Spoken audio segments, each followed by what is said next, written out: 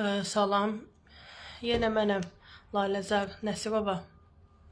Mən bir şey haqqında demək istəyirəm. Dünənki mənim müsahibəm qonaq mövzusu olubdu. Mən o müsahibəmdə hər kəs mənə yazıb ki, çox ayıb olsun həmin insanlara ki, güya mən bu videoları, çəkdiyim bu videoları paylaşmaqda güya mənim səbəbim mən atamdan ev, maşın, villa, lüks həyat istəməyimdir. Mən indiyə kimi niyə susmuşam? Yəqin ki, indi ona görə eləyirəm ki, çətin vəziyyətdəyəm. Mən onu biabır etməklə nəsə mənafi güdürəm, nəsə ondan pul əldə etmək istəyirəm. Qətiyyən belə bir şey yoxdur. Və mən videomda bir insan mən görsəsin ki, mən orada demişəm ki, atam aliment ödəməyib. Mən belə bir şey deməmişəm. Bu, mənə aid olan bir söz deyil. Hər kim deyibsə, gedin onun özündən soruşun. İkincisi, onu demək istəyirəm ki, mən deməmişəm ki, orada başlıqlarda görürəm bəzi fenomenlər atama alçaldıcı, pis təhqirlərlə başlıqlar yazırlar. Onlara da buradan ayıb olsun deyirəm. Mən o video çəkməkdə yenə deyirəm, məqsədim olmayıb ki, atam biabır eləyim, el üzünə rüsvay eləyim, bəlkə də elə çıxa bilər. Sadəcə bu illərin yığıntısıdır,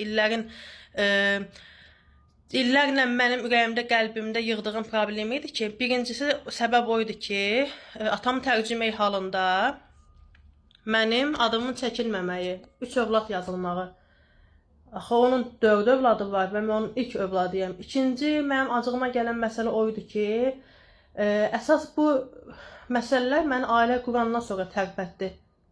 Mən subay vaxtı belə bir şey çəkməmişdim. Çünki mən ailə mövzumu təzədən gündəmə gətirmək istəmirəm, qaynatama, heç kimi burada gündəmə gətirmək fikrim yoxdur. Onlar da özünə görə insandır. Heç kimə də pis deyilmə fikrim yoxdur. Sadəcə olaraq mənim dediyim kimi başıma vuruldu ki, atan gəlib uşaqları görmür. Müəyyən psixi şiddətə məruz qaldığıma görə, dəfələrlə ağladığıma görə atama da dediyim halda bloka atıldım. Gələcəm dedi, söz verdi, gəlmədi. Övlad kimi övlad yerinə qoyulmadım. Bu belədir. Dediyimin də üzərində dururam. Heç vaxtı atam məni görüşə çağırsın, aparsın uşaqlarla gəzdirsin. Ya subay vaxtı, ya uşaqlıqda olmayıb. Hər dəfə mən demişəm, mən yazmışam. Hər ad günündə, özü deyə bilər, hər bir uğrunda mən təbrik eləmişəm.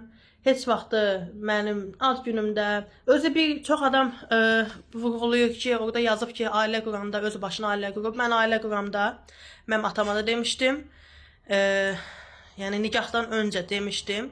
Anam da bilirdi, yoldaşım da bilirdi, baldızım da bilirdi, nənəm də bilirdi. Hər kəs bilirdi ki, mən burada gizli iş görməmişəm. Hər kəsin bilərək ki, mən bu adı atmışam. Orada mən rəylərdə görürəm, çoxunuz ağzınıza gələni yazırsınız. Ayıb olsun həmin insanlara da.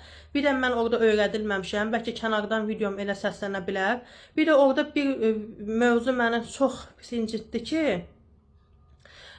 Dubay məsələsi, Türkiyə məsələsi. Birincisi, buradan onu deyim ki, mən heç bir xarici ölkədə olmamışdım 24 yaşıma qədər. Onun mənim anamın uşaqlıqdan arzusu idi ki, sən ailə qursan, balay deyilən bir şey var da. Onun arzusu idi ki, mən subaylıqdan o pulu yığmışdı. Mən nə orada 10 mindən xərcləməmişəm, nə 100 mindən xərcləməmişəm. Mən orada hər iki ölkədə maksimum 1500 manat pulum çıxıbdı.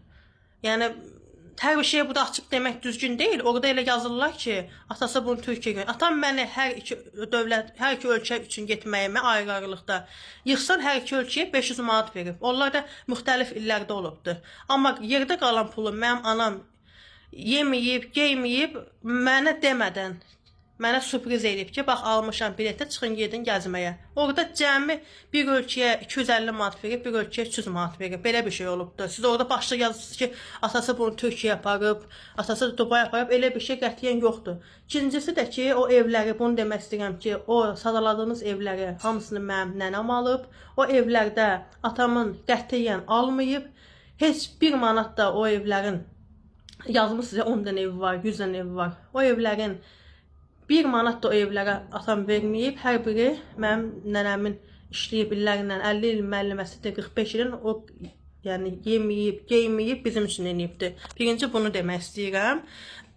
İkinci, bayaq dediyim kimi o Türkiyə, Dubay məsələsinə anam xərcləyib. Orada mən də müsahibədə demişəm ki, Çox böyük hissəsini anam, digər hissəsini isə cüzi hissəsini, bayaq dediyim çox 5% məbləği atam veribdi.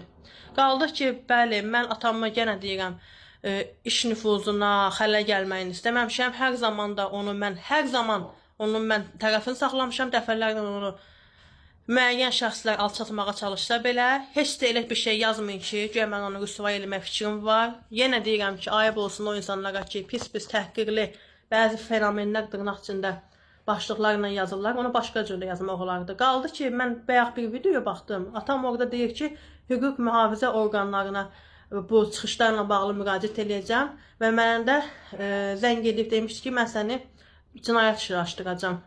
Bunu da hər kəs bilsin ki, bax, bütün saytlar da yazsın ki, mənim 2 az yaşlı övladım var, 1 yaş 11 ay və o müsahibədə də övladım mənim qucağımdaydı, orada jurnalist dedi.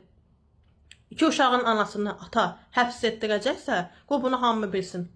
Sabahsı gün deməsinlər ki, ay qızı aferist idi, qızı nəyisə mənimsəmək üçün belə videolar çəkirdi. Xeyr.